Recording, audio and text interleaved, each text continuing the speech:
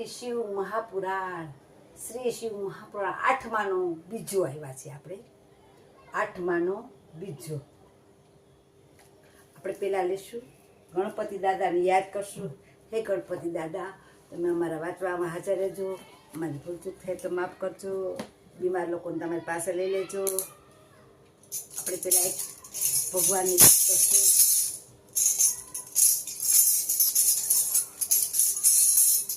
એક કડી ભગવાનની લેશું. રંગ લાગ્યો રંગ લાગ્યો રંગ લાગ્યો રંગ લાગ્યો રંગ લાગ્યો રંગ લાગ્યો પ્રભુ તમારો રંગ લાગ્યો. હે વાલા તમારો રંગ લાગ્યો. રંગ લાગ્યો રંગ લાગ્યો રંગ લાગ્યો હરિ તમારો રંગ લાગ્યો.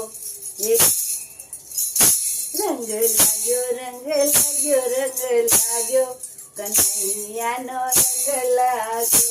રંગ લાગ્યો રંગ લાગ્યો રંગ લાગ્યો મહાદેવનો રંગ લાગ્યો. રંગ લાગ્યો રંગ લાગ્યો રંગ લાગ્યો મા ઉમિયાનો રંગ લાગ્યો. રંગ લાગ્યો રંગ લાગ્યો રંગ લાગ્યો સર્વદેવોનો રંગ લાગ્યો. રંગ લાગ્યો રંગ લાગ્યો રંગ લાગ્યો દેવોનો રંગ લાગ્યો.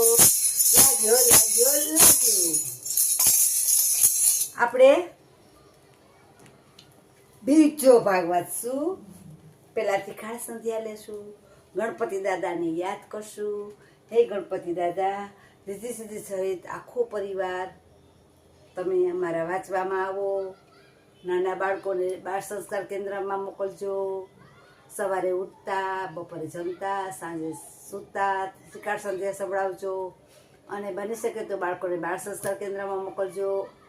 અને વડીલો સ્વાધ્યાયમાં જાજો એવી મારી અપીલ છે મારા મિત્રોને.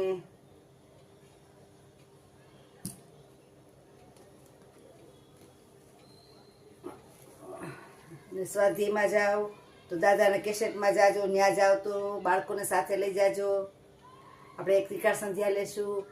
કરાગ્રે વસતે લક્ષ્મી કર મૂલ્યે સરસ્વતી કર મધ્યે તુ ગોવિંદમ પ્રભાતે કર દર્શનમ સમુદ્ર વસને દેવી પર્વત સ્તન માંડલે વિષ્ણુપાત્ની નમસ્તુભ્યામ પાદસ્પર્શ સમસ્વમે વસુદેવ સુતમ દેવમ કંસચારુર્ણમર્દનમ દેવકી પરમાનંદમ કૃષ્ણમ વંદે જગદ્ગુરુ. આપણે બીજો ભાગ આવ્યા છીએ. કામદેવ મારી આજ્ઞા માની કહેવા લાગ્યા. કામદેવ મારી આજ્ઞા માની કહેવા લાગ્યા. હે પ્રભુ, તમારી આજ્ઞાથી હું શિવને પ્રભુ તમારી આજ્ઞાથી હું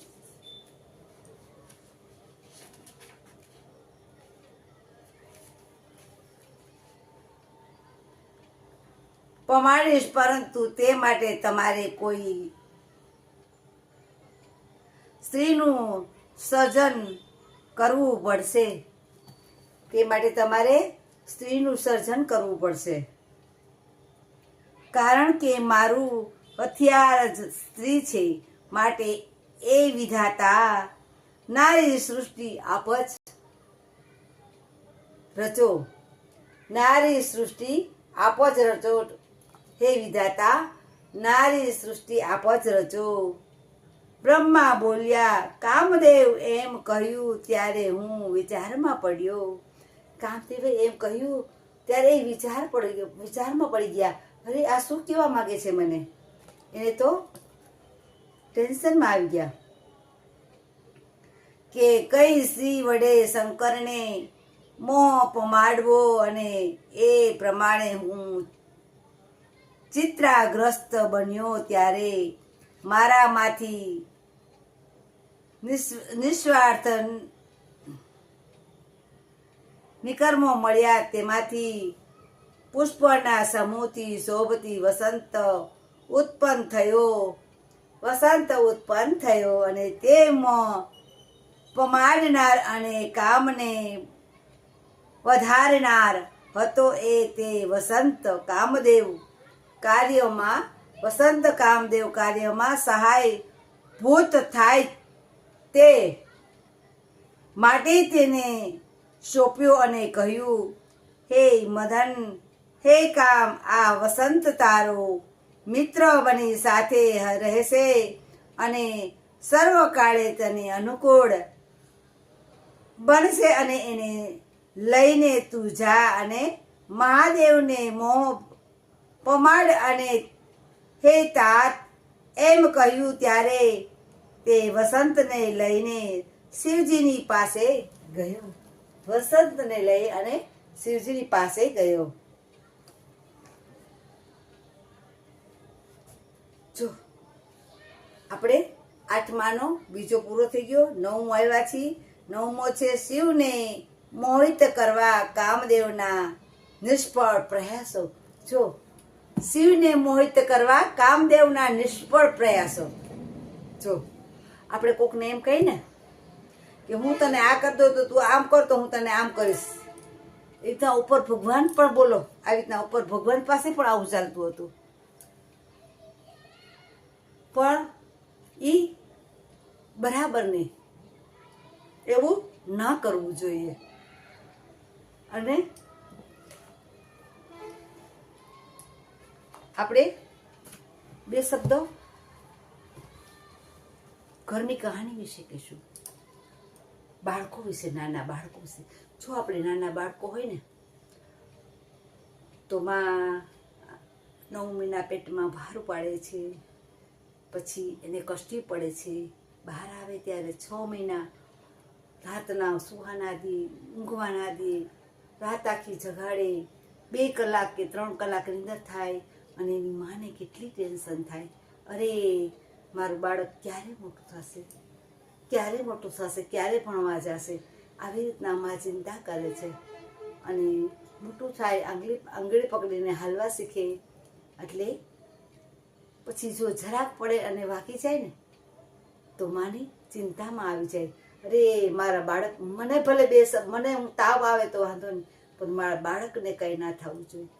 હું માંદી પડી જાઉં તો ભલે પડી જાઉં, પણ મારા બાળકને કંઈ ના થવું જોઈએ. આવી રીતના માં ખાતી નથી, પીતી નથી, એનું બાળક માંદું પડી જાય તો આટલી જ પોતે સારવાર કરે છે. પછી નાનુંથી મોટું બાળ કેન્દ્રમાં જાય, બાળ મંદિરમાં જાય અને ભણાવી ગણાવી એકડે એકથી મોટું કરે અને પોતે વકીલની ડિગ્રી લે, ડૉક્ટરની ડિગ્રી લે. પછી માં શું કરે ખબર છે? તો ડૉક્ટર બની જાય ને પછી લગ્ન કરી લે છે. લગ્ન કરી લે ને તો એની પત્ની અને એનો દીકરો બંને માને ભૂલી જાય છે. એના દીકરાને એમ થાય કે હું મારી પત્નીને મને બતાવીશ તો મને શરમ આવશે. અરે આ મારી માં છે, એની પરિસ્થિતિ ખરાબ હતી અને માએ તો પેટે પાટા બાંધીને દીકરાને ભણાવ્યો હતો.